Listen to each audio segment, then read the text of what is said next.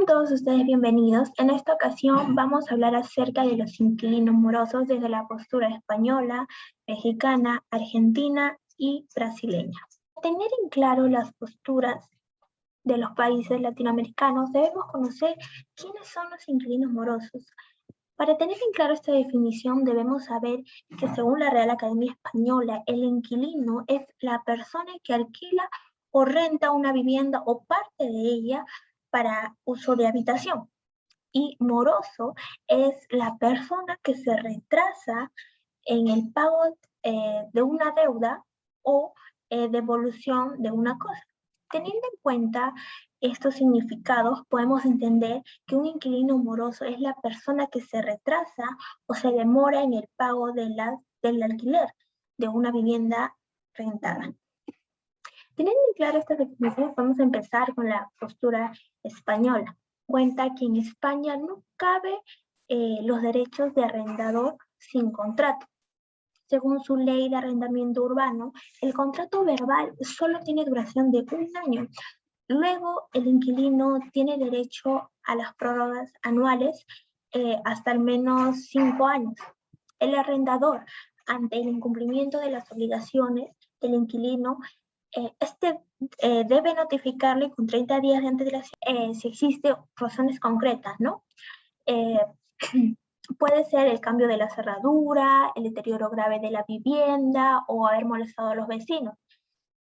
Si la notificación del escrito de abandonar a la propiedad no funciona, puede recurrir a la vía judicial por medio de una demanda y presentar la documentación oportuna, que es el poder general para pleitos en caso de que sea por no cumplir los pagos, una copia de la solicitud del cobro, justificantes de imagos si es el motivo, y copia de las escrituras de la propiedad de la vivienda. Es importante tener en cuenta que en ningún caso se puede se puede cambiar la cerradura de la vivienda hasta la fecha de lanzamiento, ya que se estaría cometiendo un delito de coacción tipificado en su artículo 172 de su Código Penal. Por otro lado, tenemos a la postura mexicana. Nos dice que existe una crisis de viviendas inquilinarias. Esto se debe a la existencia de la falta de documentación relativa al déficit de vivienda, la carencia de servicios básicos y al aumento de la población que se dio entre los años de 1910 y 1922, llegando a crecer hasta un 141%. En México existen diversas leyes que crearon con el objetivo de facilitar las transacciones inmobiliarias entre administradores o dueños del inmueble e inquilinos. Según el artículo 2046, el Código Civil Federal nos dice que un contrato de arrendamiento debe entregarse por escrito, o de lo contrario, el arrendador será responsabilizado por la falta. Por otro lado, en caso de que éste fallezca, la norma protege al inquilino del término imprevisto de su contrato según el artículo 2408. En caso de que el inquilino haya faltado a sus obligaciones y el arrendador quiera sacar al arrendatario moroso, al inquilino moroso, la única forma de sacar al arrendatario de la propiedad contra su voluntad es por medio de una resolución judicial. Ahora bien, si se desea terminar la relación contractual con el arrendatario, para ello se debe interponer una demanda de término de contrato de arrendamiento por no pagar la renta, en el cual en su tramitación el arrendador demandante, para ganar el juicio, deberá acreditar su dominio, o sea, la propiedad del bien, el vínculo con el arrendador, con el arrendatario, y la posición material del bien por parte del arrendatario. Acreditando todo esto, si el arrendatario no logra probar que realizó los pagos respectivos, será obligado a salir de la propiedad y a pagar las rentas adeudadas, en las que no pagó, bajo apercibimiento de lanzamiento con todos los ocupantes, y los embargos respectivos para el pago de las rentas que se haya demostrado que se dejaron de cubrir, ¿no? Según lo que indica su ley, el dueño o arrendador de la propiedad puede llevar a juicio al arrendatario después de un mes de incumplimiento en un pago de la renta. Ahora veremos la postura argentina frente a los inquilinos morosos. En Argentina se puede desalojar a una persona de la propiedad arrendada dentro de los supuestos de que se le alquile el lugar a la persona, alquile a otra persona y no se estaba permitido dentro del contrato. Se abandona la casa o departamento, le da un uso indebido o se deja de pagar el alquiler por más de 2 meses y también no se respeta el contrato de alquiler. Si se incurre en una de las situaciones que he mencionado, la persona propietaria del inmueble, primero, se puede intimar por un escrito a la persona que se alquila para que pague los adeudados en un plazo mínimo de 10 días. Por lo general, se intima por medio de una carta o un documento, ¿no? Segundo, se puede iniciar un juicio de desalojo. En este proceso podrá presentarte con tus comprobantes para poder demostrar que sí pagaste, ¿no? Entonces el arrendador puede demostrar que sí pagó, ¿no? Hay cuestiones importantes que se deben respetar a la hora del desalojo. El desalojo solo puede hacerse con una orden judicial. Sacarte de la casa a la fuerza es ilegal y va en contra de los derechos humanos. Durante el desalojo tiene que estar presente un oficial de la justicia. También el desalojo debe ser durante los días lunes a viernes, a menos que sea por orden judicial y diga preso lo contrario. Los desalojos no pueden dejar a las personas en un estado de desamparo. El Estado debe tomar medidas para ayudar a las personas. Eso se puede hacer, por ejemplo, facilitándole otra vivienda o reasignándolas a otro lugar, cerca de tu CAG más próximo para que te pueda ayudar a una situación particular, ¿no? Por último, veremos la postura brasileña. El coste de la vida también varía entre muchas ciudades, ¿no? Dependiendo del tamaño.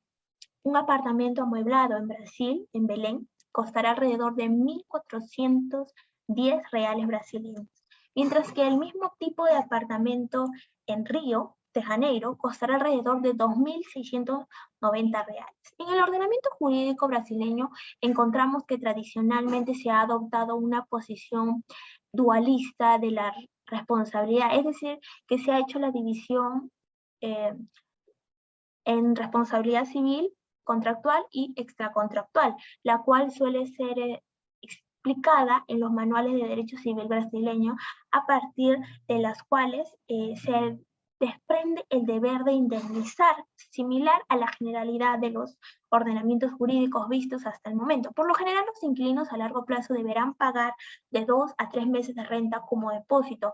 Por ley, los propietarios de edificios o los propietarios individuales están obligados a depositar el dinero a una cuenta de ahorros. Cuando recuperes tu depósito al final de tu contrato, cualquier interés ganado será tuyo.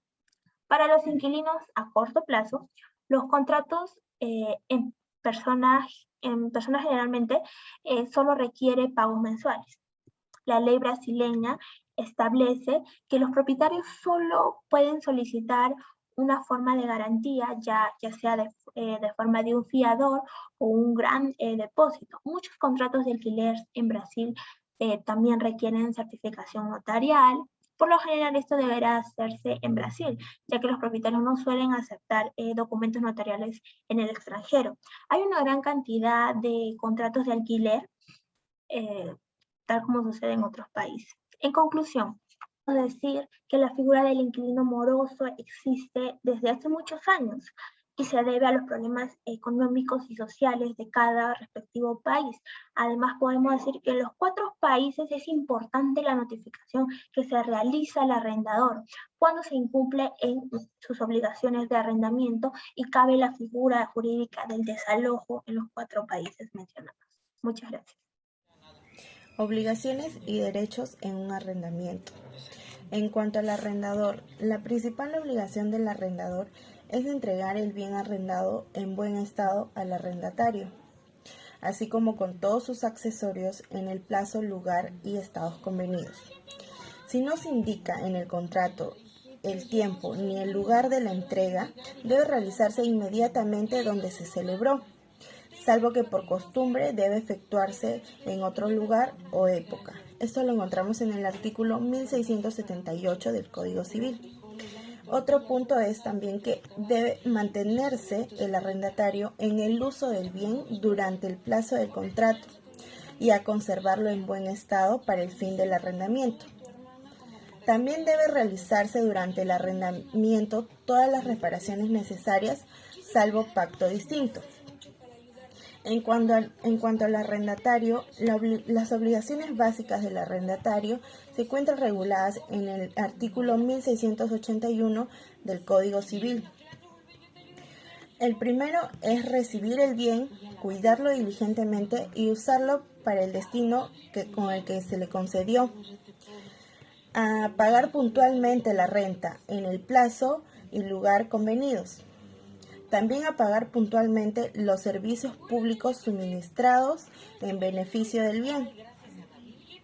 También a dar aviso inmediato al arrendador de cualquier usurpación, perturbación o imposición de servidumbre que se intente en contra del bien.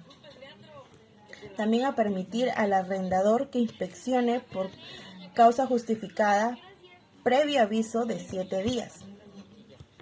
También a efectuarse las reparaciones que le corresponden conforme a la ley o al contrato. También a no hacer uso imprudente del bien, total o parcialmente, ni ceder el contrato.